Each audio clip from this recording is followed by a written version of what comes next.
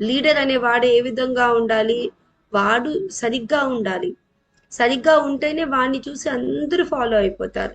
Leader ఎలా చేస్తే ఆ విధంగా ఉంటారు. సో అందుకనేసే భగవంతుడు చెప్తున్నాడు అనమాట. అందుకని నేను ఈ యొక్క భౌతిక ప్రపంచానికి వచ్చినప్పుడు నేను బ్యాలెన్సింగ్ చేసుకుంటాను నా సోషల్ యాక్టివిటీస్. సో ఇక్కడ మనకి ఏం చెప్తున్నారు, గృహస్థులం మనం కూడా గృహస్థులం ఏ విధంగా ఉండాలి అని అంటే బ్యాలెన్సింగ్ చేసుకోవాలి, భౌతికంగా ఆధ్యాత్మికంగా.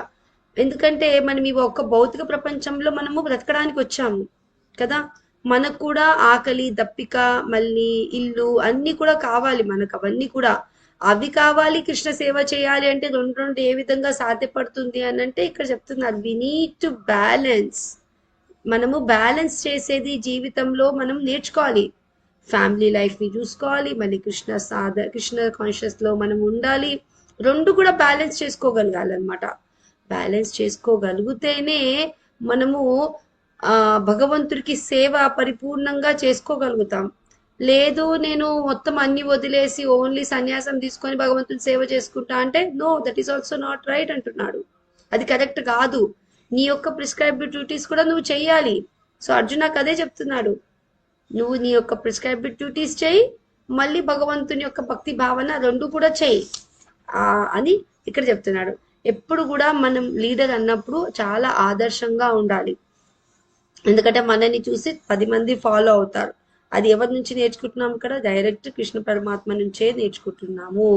ఆయన అందుకనేసే ఈ భూమి మీదకి వచ్చినప్పుడు ఆయన కూడా ఆయన యొక్క ప్రిస్క్రైబ్డ్ డ్యూటీస్ చేశాడు.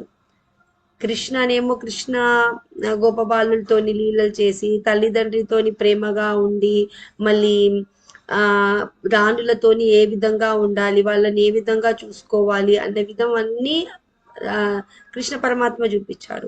రామచంద్ర ప్రభు ఎప్పుడైతే వచ్చాడో ఆయన మర్యాద పురుషోత్తముడు. ఏ విధంగా కొడుకు ఉండాలి, కొడుకు తల్లిదండ్రి యొక్క ఆజ్ఞని ఏ విధంగా పరిపాలించాలి.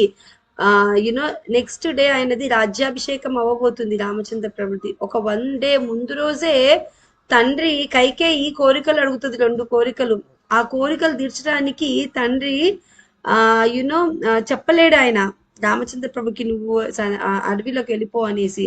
కానీ తండ్రి కోరికను తీర్చడానికి భగవంతుడు స్వయంగా ఆయన అరణ్యానికి వెళ్ళిపోతాడనమాట, రెడీ అయిపోతాడనమాట.